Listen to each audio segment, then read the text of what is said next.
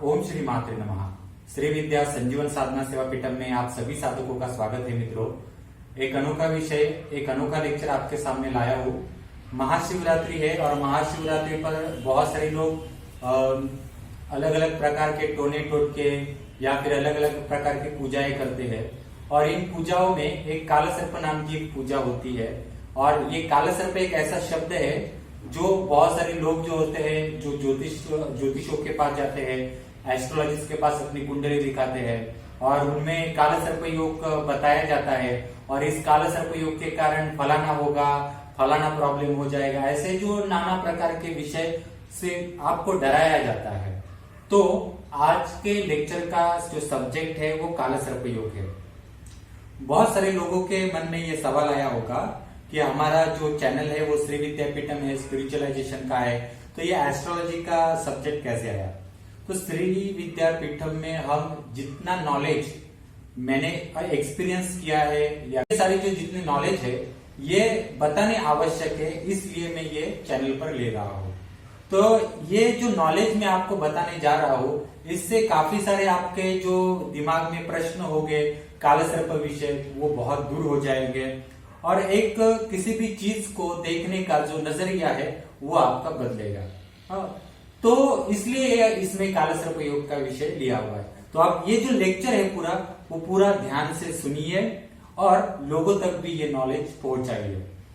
Basically क्या होता है कि अगर आप देखेंगे कि आप में से बहुत सारे लोग कभी ना कभी कुंडली ज्योतिषों को दिखाते ही है। कुछ लोग ऐसे होते हैं जिनको हफ्ते में 2 बार ज्योतिष के पास जाने की, यानी क्या बोलते हैं वो हैबिट बोलते हैं, आदत वो होती है। कुछ लोग ऐसे होते हैं कि हफ्ते में 4-5 बार अपने जो एस्ट्रोलॉजिस्ट होता है उसको फोन लगाते हैं, अरे ये वो क्या होगा, तमुक क्या होगा, ऐसा। कुछ लोग ऐसे होते हैं कि आज एक ज्योतिष के पास चले जाएंगे, दूसरे दिन दूसरा ज्योतिष देखेंगे। ऐसे भी लोग होते हैं। तो ये क्या होता है कि एक शक्तियां होती है जो अलग अलग चक्करों में घुमाती है। इसको बोलते हैं पितृदोष या कुलाचार के दोष जो बोलते हैं, या एक निगेटिविटी घर की बैठी हुई रहती है। ये इसको बोलते हैं चक्री लगाना या भ्रम में फंसाना, ऐसी चक्कर ये सारी चीजें होती है। इससे बचना चाहिए। ये मैं भी एक जमाने में मेरे पास लोग कुंडली के दिखाने आते थे, कुंडली के ऊपर मार्गदर्शन लेने के लिए आते थे। तो एक समय के बाद ये मैंने छोड़ दिया, क्योंकि एस्ट्रोलॉजी एक ऐसा सब्जेक्ट है कि आपको जब प्रसिद्धि और यश उसमें मिलना शुरू हो जाता है तो एक लिमिट के बाद उसको स्टॉप करना चाहिए, क्योंकि वो एक श्रापित एक सब्जेक्ट है, ऐसा आप बोल सकते हैं। क्योंकि प्रसिद्धि फेम एक ज्योतिष शास्त्र में ऐसे सब्जेक्ट है कि वो आदमी को कहीं ऐसी जगह पे पहुंचा देते हैं कि जिससे बाद में प्रॉब्लम्स होना शुरू हो जाते हैं। तो आप जितने बड़े बड़े एस्ट्रोलॉजिस्ट हो चुके हैं, आप यानी आपके शहर में, आपके गांव में, उनके बाद में क्या हालत परिवार की हो जाती है वो देख लीजिए। इसलिए मैंने एक समय के बाद ये छोड़ दिया। तो मैंने अपने जीवन में काला सर्प जो दोष है इसमें जो एक्सपीरियंस लिया वो मैं आपको इसमें बता रहा हूँ। मेरे पास उस टाइम जो लोग आते थे तो कहीं कहीं से कुंडली दिखाकर आते थे और वो मुझे कहते थे कि गुरुजी हमें किसी ज्योतिषी ने काला सर्प योग बताया है, उसका दोष बताया है और काला सर्प दोष के कारण इसका शादी नहीं हो रहा है या फिर उसका एक प्रकार से करियर में प्रॉब्लम्स आ रहे हैं, ऐसा बता रहे हैं। इसमें पितृदोष है इसके कुंडली में, इसके करियर्स में प्रॉब्लम आ रहे हैं, सब में प्रॉब्लम आ रहे हैं, आर्थिक दोष में प्रॉब्लम आ रहे हैं, मेंटल स्ट्रेस हो रहा है काला सर्प योग दोष के कारण। कुछ ऐसे सब्जेक्ट है काला सर्प योग दोष में कि कुछ ज्योतिषों के पास आप जाएंगे तो वो आपको लिख के देते हैं कि आपका आधा काला सर्प योग है, कुछ लिख के देते हैं कि पूर्ण काला सर्प योग है। कुछ एक किताब में 144 प्रकार के काला सर्प योग बताए हैं, तो उसमें से कुछ लिख के देते हैं कि आपको अनंत नाम का काला सर्प योग लगा है, आपको तक्षक नाम का काला सर्प योग लगा है, या फिर आपको कारकोटक नाम का काला सर्प योग लगा है। मित्रों, ये सारी चीजें जो है ये टोटली फेक चीजें हैं। अधूरा नॉलेज लोगों को होता है, जिसके कारण क्या होता है कि ये लोग जो होते हैं हमें बेवकूफ बनाते हैं। बहुत अच्छे एस्ट्रोलॉजिस्ट अब दुनिया में कम रहे हैं, यानी इंडिया में अच्छे एस्ट्रोलॉजिस्ट बहुत कम है। अगर हम आपको डराएंगे ही नहीं तो आप हमें पैसे कैसे देंगे? ये जो रणनीति होती है, जैसे कि ये रणनीति एक प्रकार से जो मेडिकल क्षेत्र में है, वैद्यकीय क्षेत्र में है कि आपको ये रोग हो चुका है, वो उससे ये हो जाएगा, ये टेस्ट करनी चाहिए, उसी प्रकार से एस्ट्रोलॉजी में भी ये सब कुछ आया है कि आपको काला सर्प दोष है, आपको ग्रहण योग है, आपको इतना शांति करना पड़ेगा, इतना काला सर्प योग का मंत्र बोलना पड़ेगा, ये शांति करके सोने का नाग लगेगा, ये सब बोलकर आपसे पैसे ऐंठे जाते हैं। अब मेन बात ये आती है कि शास्त्र में काला सर्प योग ये सब्जेक्ट है क्या। मैंने जितना आज तक स्टडी किया है, मेरे पास जितने भी इस विषय में बुक है, उसमें कहीं भी काला सर्प योग दोष के बारे में नहीं लिखा है।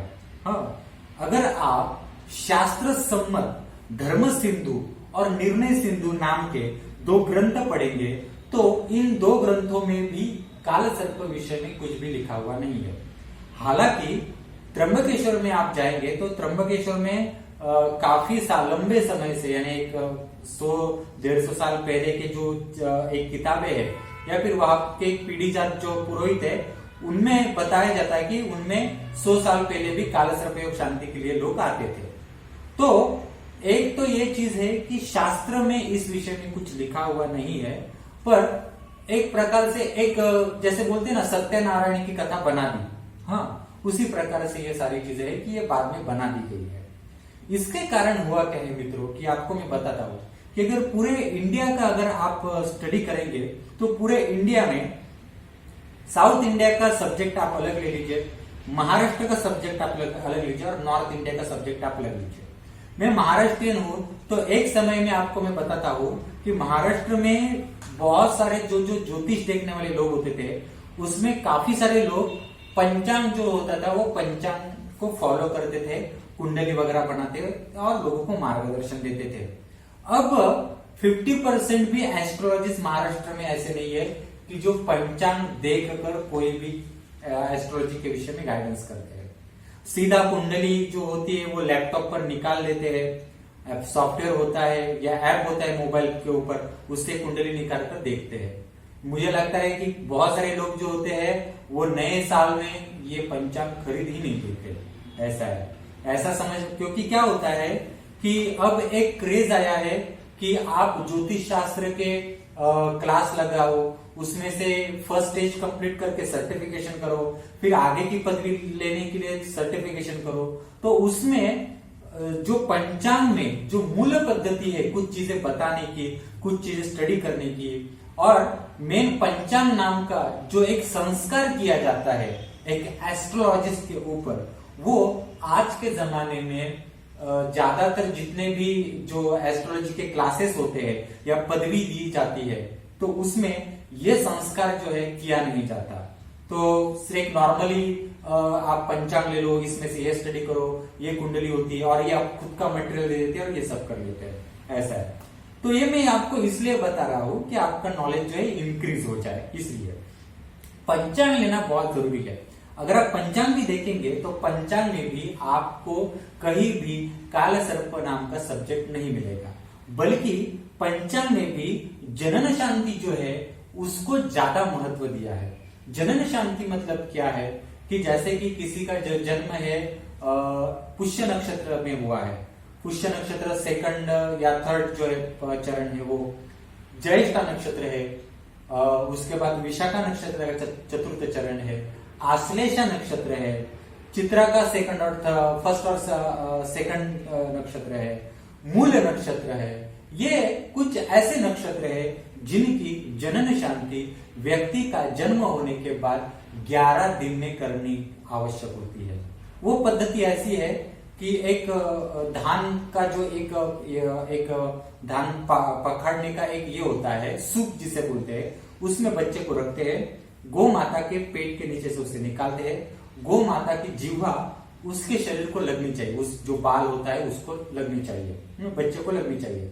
और उसके बाद गौ माता को वस्त्र परिधान करके गौ का पूजन करके शांति उस जो आपको जिस नक्षत्र की जिस योग की शांति बताई है वो अनिष्ट योग नक्षत्र की शांति की जाती है, उसमें नवग्रह शांति सब कुछ होती है। आज के जमाने में ये जो मूलतः शास्त्र में दिए गए नक्षत्र शांति जैसे पुष्य, चित्रा, ज्येष्ठा है, विशाखा है, मूल नक्षत्र है, इसको लोग भूल चुके हैं। व्यतिपात योग है, अतिकंड योग है, वैद्युति योग है, विष्टि भद्रा की जनन शांति है, इसको लोग भूल चुके हैं। ये मेन नॉलेज का जो स्टडी है, ये एक्चुअल प्रॉब्लम्स होते हैं लोगों को, तो ये भूल चुके हैं। हमारे महाराष्ट्र में कल्चर अभी तक चल रहा था, परंतु ये भी जो है ये कुछ सालों में ये भी बंद हो चुका है।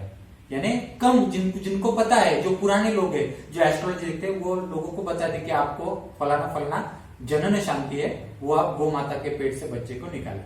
अगर बच्चा बड़ा हो जाता है तो वो गौ माता का सिर्फ एक नॉर्मल पूजन होता है और शांति हो जाती है। इस प्रकार से होता है।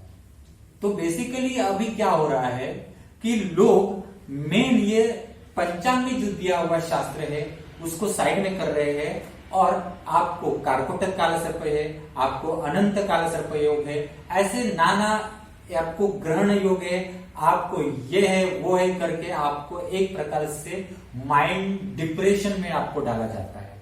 ये सारे डिप्रेशन में डालने की क्रिया है, बाकी कुछ नहीं मित्रों। अगर आप ठीक से इसका स्टडी करेंगे तो मैं आपको कुंडली के बारे में थोड़ा सा बताता हूं कि ये जो काला सर्प योग दोष है, ये अमीरों के भी कुंडली में होता है, गरीबों की कुंडली में भी होता है। जब आपका जन्म हुआ होगा, हाँ, यानी ऐसा पकड़ लीजिए जब मेरा जन्म हुआ होगा, तो मेरा जिस टाइम पे जन्म हुआ होगा उस टाइम पे इस दुनिया में, इस इंडिया में काफी सारे बच्चों के जन्म हुए होंगे। तो मेरा जो कुंडली होगा, लग्न कुंडली होगा, वो सेम कुंडली बाकी बच्चों का भी होगा। भले ही थोड़ा बहुत प्लेस का अंतर हो, पर सबका कुंडली एक ही होगा। हाँ, तो उसमें से जो फलादेश आएगा, जो सारी चीजें वो एक ही होगी। तो एक गरीब होगा, एक अमीर होगा, एक किसी दूसरे बाप के घर पैदा हुआ होगा, कोई तीसरे बाप के घर पैदा हुआ होगा। तो ये सारी चीजें क्या है, तो ये क्वेश्चन मार्क है और ये सोचने वाली बात है। तो आप जो कुंडली दिखाते हो और रिसर्च प्रिडिक्ट करते हो, तो उसमें से रियल प्रिडिक्शन क्या है, कैसे पकड़ोगे, ये क्वेश्चन मार्क है। एक स्टडी का अभ्यास है। दूसरा जो भाग है कि जो काला सर्प योग के बारे में बताया जाता है कि आपका ये काला सर्प योग आपको लगा हुआ है, राहु और केतु में आपके सारे ग्रह अटके हुए हैं, यानी राहु और केतु ने आपके सारे ग्रह खाए हुए हैं। मैं आपको फिर से एक बार बताता हूं, काफी सारे एस्ट्रोलॉजिस्ट ऐसे बताते हैं कि डराने के लिए कि आपका राहु केतु इस तरह से बिठा है कि उसने आपके सारे ग्रह खाए हैं, मुंह से खाए है राहु ने, और एक दो ग्रह छोड़ दिए हैं, ऐसा भी बोलते हैं, या पूरे ग्रह खाए इसलिए आपको पूर्ण काला सर्प योग लगा है, ऐसा बोला जाता है। मित्रों, कोई भी राहु केतु किसी का ग्रह नहीं खाता। ये काला सर्प योग नाम का सब्जेक्ट कुंडली में होता ही नहीं है, मैं आपको बताता हूं। ये काला सर्प योग आप इसलिए कर सकते हैं कि आपके कुंडली में पितृदोष है। पितृदोष कैसे इंडिकेट करते हैं ये भी मैं बताता हूं। राहु के साथ रवि, राहु के साथ बुध, राहु के साथ गुरु या शनि, मंगल, ऐसे अगर ग्रह बैठे हैं, हाँ, वो भी युति में बैठे हैं, हाँ, एक साथ किसी भी स्क्वायर में एक साथ बैठने पर उसको युति नहीं कही जाती। 5 या 7, 8 अंश में उसकी युति होनी चाहिए, तभी वो युति मानी जाती है। सिर्फ राहु एक स्थान में बैठा है, केतु एक स्थान में बैठा है, और एक साइड में पूरे ग्रह है, या एक दो ग्रह छूट चुके हैं, इसलिए काला सर्प योग दोष बनता है। तो ऐसा कुछ भी नहीं है मित्रों। तो इन सारी चीजों से डरना बंद कीजिए। काला सर्प से योग से आपको प्रॉब्लम होता है, आपके पढ़ाई में बच्चे की दिक्कत हो जाती है, पढ़ाई में या करियर में बच्चे आगे नहीं बढ़ रहे हैं, शादी में प्रॉब्लम हो रहे हैं, या फलाना कोई भी प्रॉब्लम हो, ऐसा कुछ भी काला सर्प योग से नहीं होता। जो काला सर्प योग आपको है, उसी तरह से बॉलीवुड में बहुत सारे लोग, बड़े बड़े जो लोग हैं, एक्टर लोग हैं, प्रोड्यूसर लोग हैं, छोटे छोटे एक्टर्स है, या फिर बड़े बड़े बिजनेसमैन लोग हैं, बड़े बड़े पोस्ट पे काम करने वाले लोग हैं, बहुत सारे लोगों के कुंडली में कम ज्यादा स्वरूप में जो आपको बताया हुआ राहु केतु का जो एक पोजीशन है, वैसे उनके कुंडली में भी राहु केतु का पोजीशन होता है। तो वो कुछ भी काम नहीं करता आपके प्रॉब्लम्स में। किसी भी व्यक्ति का करियर या फिर कोई भी व्यक्ति आगे कैसे बढ़ने वाला है, ये प्रिडिक्ट होता है आपके दशा और महादशा से। हमारे यहाँ बहुत कम लोग हैं कि दशा और महादशा से एक्चुअल में आपका आने वाला पीरियड कैसा है ये बताने वाले लोग कम है। तो इसके कारण क्या होता है कि जो नॉर्मल फल ज्योतिष होते हैं, जो लोग नॉर्मली एक ऐप से, एंड्रॉइड ऐप से या फिर एक प्रिंट आउट निकालकर कुंडली देखते हैं, तो वो एक बेसिक चीजें है, वो प्रॉपर चीजें नहीं आपको बताने वाले। जो अमीरों की कुंडली में भी काल सर्प योग है, जैसे कि पूर्णिमा और अमावस्या में एक प्रकार से भ्रम फैला हुआ है कि जो पूर्णिमा में जन्म लिया हुआ व्यक्ति होता है वो बहुत सौभाग्यवर्धक होता है, उसका बहुत करियर ग्रोथ अच्छा जाएगा। और अमावस्या को जो जन्म लेता है वो राक्षसी प्रवृत्ति का या कुछ निगेटिविटी है, ऐसा उसको देखा जाता है। परंतु एक्चुअल में आप देखेंगे कि जो पूर्णिमा में जन्म हुए बच्चे हैं उसमें काफी सारे बच्चे जो है वो उनका जीवन जो है कुछ गलत चीजों में बर्बाद हो चुका है, कम बच्चे आगे बढ़े हुए हैं। और जो अमावस्या में जिनका जन्म हो चुका है वो बच्चे आज हायर पोस्ट में जन्म लिए, यानी हायर पोस्ट पे आज है, वो आज तरक्की कर रहे हैं। ऐसा एक उल्टा सुल्टा जो एक चीजें होती है वो सारी चीजें इसमें है। उसी प्रकार से मित्रों आपको जो कालसर्प योग के बारे में बताया था वो एक्चुअली कुछ भी सारी चीजें नहीं है। राहु ने आपके ग्रह खाए हैं, केतु के अंदर का आपके ग्रह अटके हैं, ये अनंत काल सर्प योग, कारकोटक काल सर्प योग, तक्षक काल सर्प योग, ये सारी चीजें एक्चुअल में एग्जिस्ट नहीं करती। काल सर्प योग जो त्र्यंबकेश्वर में पहले किया जाता था और आज भी किया जाता है, तो वो क्या है कि अगर व्यक्ति 18वें या 19वें साल तक, हाँ, उसके कुंडली में राहु का दोष है, राहु का दोष भी देखा जाता है। हाँ, आपके कुंडली में राहु फलाना स्थान में बैठा है इसलिए राहु का दोष नहीं लगता मित्रों, ये भी आप बात ध्यान में रखिए। और राहु कभी बुरा है ऐसा भी मत समझ लीजिए, क्योंकि किसी ग्रह को समझने का जो तरीका होता है उसमें भी काफी भ्रांतियां है। राहु आपको बताता है कि तुम प्रैक्टिकली रहो, इमोशनली मत रहो, ये राहु बताता है आपको। फिर भी राहु जो बताता है लोग उसको समझ नहीं पाते और सारे जीवन में जो करने वाली चीजें हैं वो इमोशनली हैंडल करते हैं। राहु कहता है कि तुम्हें जहां प्रैक्टिकल होना चाहिए वहां प्रैक्टिकल रहो, इमोशंस और भावनाओं का त्याग कर दो। जहां इमोशंस परिपक्व करने हैं वहां परिपक्व करो, जिसको जहां तोड़ना है, जिसको जहां जवाब देना है और जिससे जहां पैसे वसूल करने हैं उसके साथ वैसा ही व्यवहार करो। ये राहु का खुद का स्वभाव गुण धर्म है। एक्चुअली हम राहु को गुजराती बिजनेसमैन कहते हैं, गुजराती बिजनेसमैन नीति वाला कहते हैं, ऐसा है। तो उस टाइप की सोच होनी चाहिए, तभी जाके राहु जो होता है आपको पॉजिटिवली इफेक्ट देता है। तो काफी सारे लोग उस टाइप के होते नहीं है, इसलिए राहु प्रॉब्लम करता है। तो कभी भी ऐसा मत सोचे मित्रों कि राहु खराब कुंडली में है, राहु केंद्र में बैठा है, राहु पंचम में बैठा है, अष्टम में बैठा है, 12 में बैठा है, इसलिए आपका राहु दोष है, ऐसा नहीं होता। ठीक है, वो सारी चीजें जो होती है वो बारीकाई से देखनी पड़ती है। तो मैं कभी आपको किसी लेक्चर में इस विषय में बताऊंगा। तो ये लेक्चर थोड़ा बड़ा हो रहा है, परंतु ये नॉलेज के पार्ट जो है आप इसको समझ लीजिए। तो क्या होता है कि अगर आपकी कुंडली में राहु के साथ, पहले जैसे मैंने बताया रवि, गुरु, शनि, मंगल, ऐसे कोई भी ग्रह की युति हो, तो वो युति इंडिकेट करती है कि आपके घर में कोई पितृदोष है। इवन केतु के साथ भी अगर कोई ग्रह का युति होती है, एक साथ होते हैं वो, तो भी वो इंडिकेट कर आपके घर में कोई निगेटिविटी, पितृदोष है और वो आपके ऊपर थोड़ा सा प्रभाव बना रही है।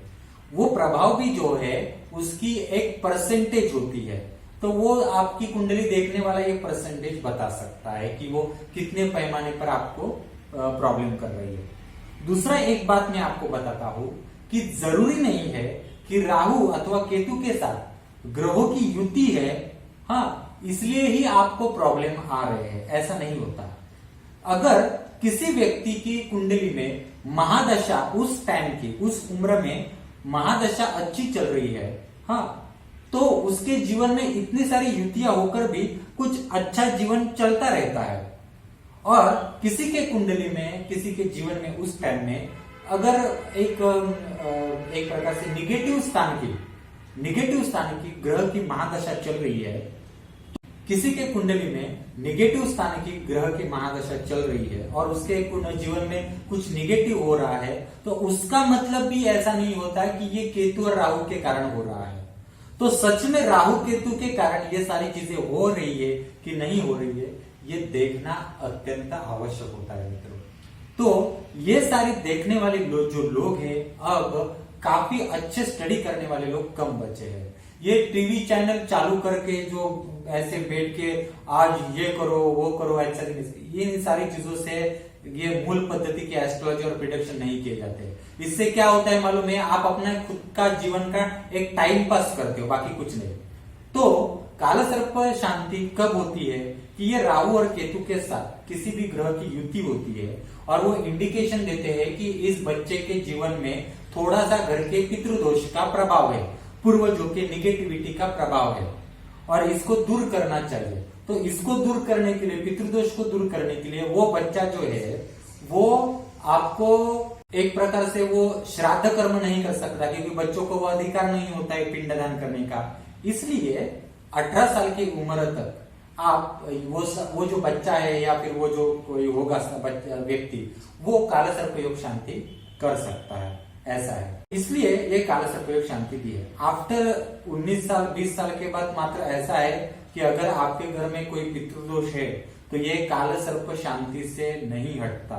इन सारी चीजों के लिए आपको एक प्रकार से श्राद्ध कर्म जो होते हैं, पिंडदान जो होते हैं, वो सारे जो है वो करने आवश्यक होते हैं।